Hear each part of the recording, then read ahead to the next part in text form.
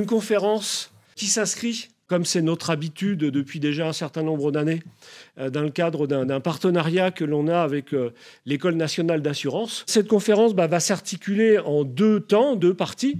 Une première partie, on va parler des enjeux de la transition écologique. Et puis, dans un deuxième temps, nous aurons l'honneur, le plaisir et l'avantage de recevoir Lilan Pugnet, qui travaille à la mission des risques naturels. Donc, première partie, les enjeux de la transition écologique. Donc, Erwan, Alan.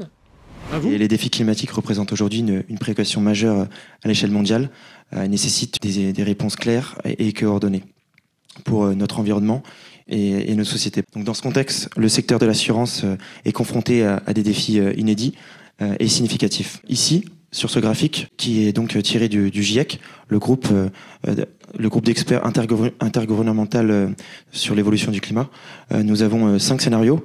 Nous allons seulement nous focaliser sur l'un d'entre eux, qui est en jaune. Donc c'est le scénario intermédiaire. Alors en fait, c'est le scénario que vous avez peut-être déjà entendu parler, qui correspond aux 2 degrés.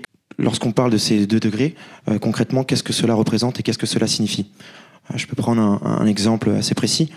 Si nous prenons des vignes, les vergers ou des vignobles, qu'est-ce que cette hausse de température peut provoquer? Premièrement, elle peut avoir un impact sur les vignes. Elle va annoncer un mauvais signal aux plantes, aux bourgeons, qui vont s'ouvrir en période de gel ou en période hivernale, et malheureusement, ces derniers vont mourir. Le GIEC a donc identifié 127 risques majeurs. Je vais vous en présenter 3 d'entre eux. Donc l'agriculture, la santé et la biodiversité. Au niveau de l'agriculture, je pense que vous avez sûrement remarqué les sécheresses récentes, la pénurie d'eau, le manque d'eau dans les sols. Si nous nous posons la question sur, par exemple, une culture importante, le maïs, que ce soit à l'échelle mondiale ou en France, qui est très gourmand en eau, nous pouvons peut-être nous poser la question d'un changement de culture. A contrario, vous avez peut-être vu récemment les grandes crues ou les inondations de ces dernières semaines. Il est difficile de planter des grains dans des sols qui sont gorgés d'eau. Concernant la santé, la mauvaise qualité de l'air en raison de la pollution provoque bien évidemment de nombreuses maladies cardiovasculaires ou pulmonaires. Les sécheresses deviennent de plus en plus longues et de plus en plus fréquentes au fil des ans. Rappelons-nous également de la canicule de 2003, où plus de 15 000 personnes malheureusement sont décédées. Ce phénomène provoque également aussi l'apparition d'espèces dites invasives, comme les moustiques, qui sont porteurs de maladies. Au niveau de la biodiversité, je vais vous donner un exemple. Lorsque vous prenez votre voiture, vous avez sûrement remarqué qu'il y a de moins en moins d'insectes sur votre pare-brise. Cela est un phénomène qui a un impact sur la biodiversité, puisque le fait qu'il y ait de moins en moins d'insectes constitue la source principale d'alimentation pour les oiseaux, amène à leur disparition. Concernant la troisième image, la hausse du niveau de la mer. La hausse du niveau de la mer provoque l'érosion des sols, la perte de dégâts matériels, mais aussi la perte de terres agricoles. Au niveau de la fonte des glaciers et du permafrost, cela va libérer 2 gaz à effet de serre principalement, le méthane et le CO2. Donc ces gaz à effet de serre vont donc sortir et se rejeter dans l'atmosphère, ce qui va augmenter les températures. De plus, des bactéries ou des mégavirus résistants dont nous n'avons pas encore la connaissance du niveau de dangerosité pour l'homme. En ce qui concerne l'acidification des océans, de nombreuses espèces marines vont chercher à se déplacer pour aller dans des zones plus profondes et plus froides pour échapper à ces phénomènes.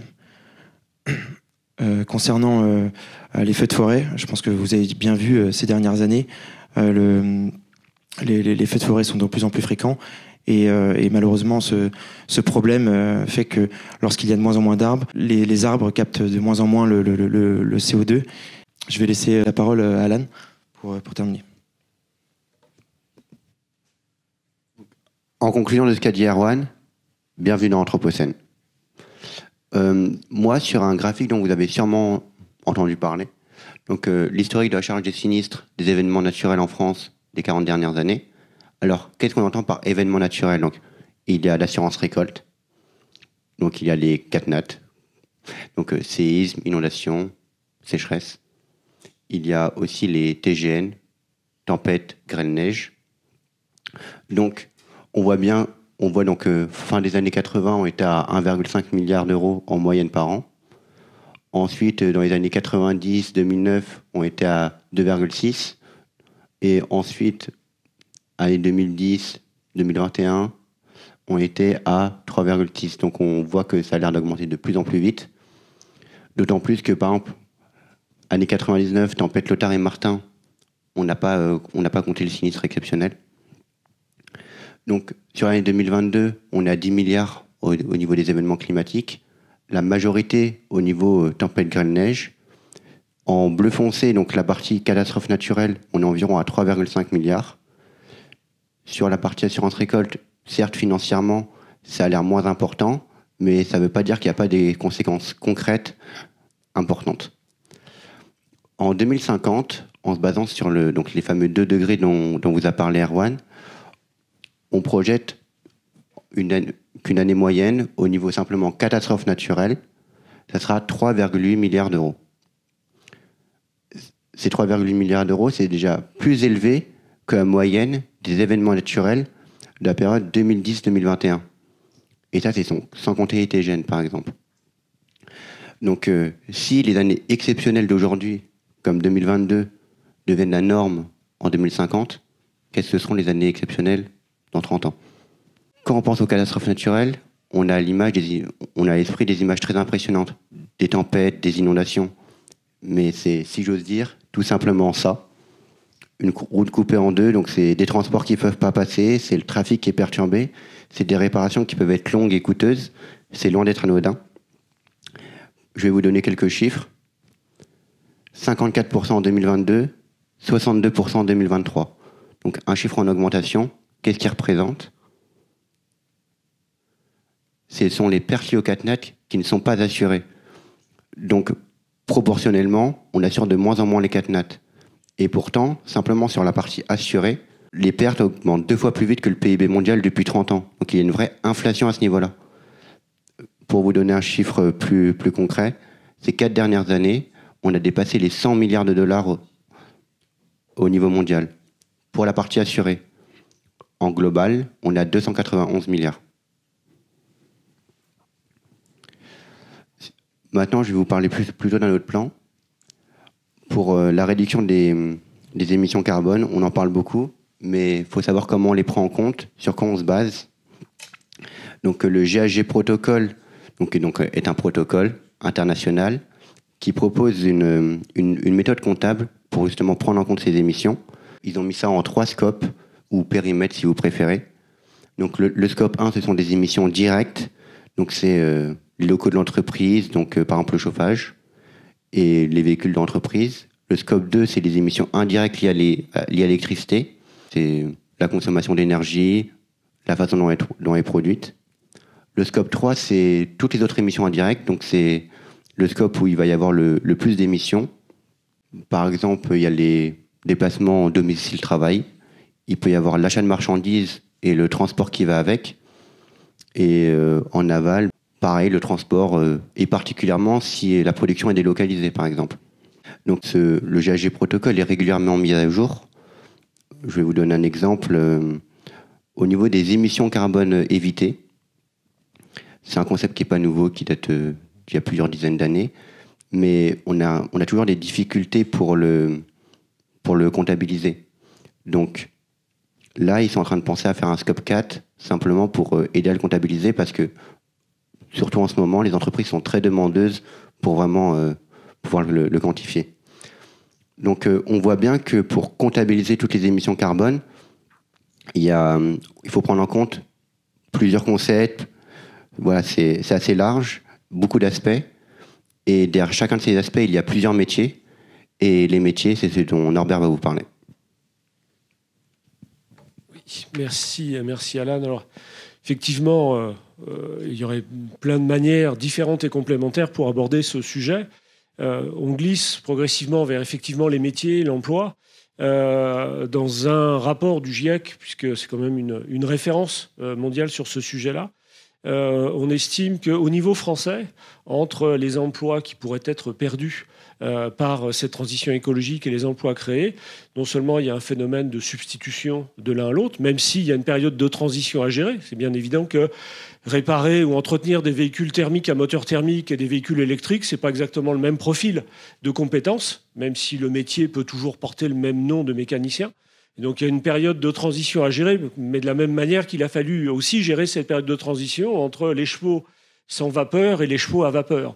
Donc j'ai envie de dire que c'est quelque chose de naturel, mais dans ce rapport du GIEC à l'échelle française, ça pourrait être créateur de l'ordre de 600 000 emplois. Donc c'est quelque chose aussi qui, à terme, peut être aussi un levier intéressant, à la fois en termes d'évolution positive du PIB et en termes d'emploi. Alors quand on revient sur le secteur, plus particulièrement sur le secteur de l'assurance, on va dire qu'on est tous concernés selon son métier. Alors tous concernés en tant que citoyen, en tant qu'acteur, en tant que professionnel, mais de manière sans doute un peu différente selon son métier. Quand on aborde ce sujet, souvent on l'aborde sous l'angle de la gestion d'actifs. Alors c'est vrai que les assureurs sont les premiers investisseurs institutionnels avant même les banquiers. Alors, je me tourne vers Gérard Lelarche qui a la gentillesse de venir. Mais c'est vrai que les assureurs gèrent en termes d'encours. Alors vous qui étudiez à l'ENAS, si je ne vais pas vous poser la colle de savoir combien ça représente, je vais vous donner tout de suite la réponse. C'est de l'ordre de 2 550 milliards d'encours gérés, ce qui est plus que le PIB national. Et donc, on se dit que ces fonds-là, si on arrive à les orienter plutôt vers des économies vertes, vers des activités vertes, bon rattrapage, vers des activités vertes. Tu fais un peu de basket aussi, non ? C'était pour me déconcentrer. Il est taquin, hein. Il est taquin. Si on oriente ces fonds-là vers des activités vertes, c'est toujours ça de mieux pour la planète. Alors 2550 milliards, si on zoome plus particulièrement sur l'assurance vie, c'est de l'ordre, les derniers chiffres que j'ai dû lire, présentés par France Assureur, c'est de l'ordre de 1943 milliards. On ne va pas chipoter pour 1 ou 2 milliards quand on est à ce niveau-là. C'est tellement éloigné de notre livret A que, bien évidemment, il n'y a plus de lien de correspondance. Mais on voit bien que cette orientation-là peut avoir des impacts extrêmement positifs dans nos bilans carbone. Mais il n'y a pas que les gestionnaires d'actifs, et je dirais qu'on prend le sujet par le petit bout de la lorgnette, parce que en termes de métier, c'est 2% des salariés de l'assurance. Donc, c'est pas que là où il y a à agir, même si, bien évidemment, il ne faut pas le négliger. Ce sont aussi les conseillers clientèle. C'est 1943 milliards d'euros placés sur de l'assurance vie à 90% en cas de vie, et non pas en cas de décès sur de la prévoyance. Les conseillers clients ont aussi à apprendre les nouvelles règles qui permettent de positionner tous ces actifs pour éduquer nos assurés à les positionner là où le bilan carbone est le meilleur. Alors, et même si nos assurés raisonnent sans doute davantage en termes de rendement qu'en termes de vertu sur des placements verts plutôt que sur du brun ou sur d'industrie charbon, du brun ou du marron.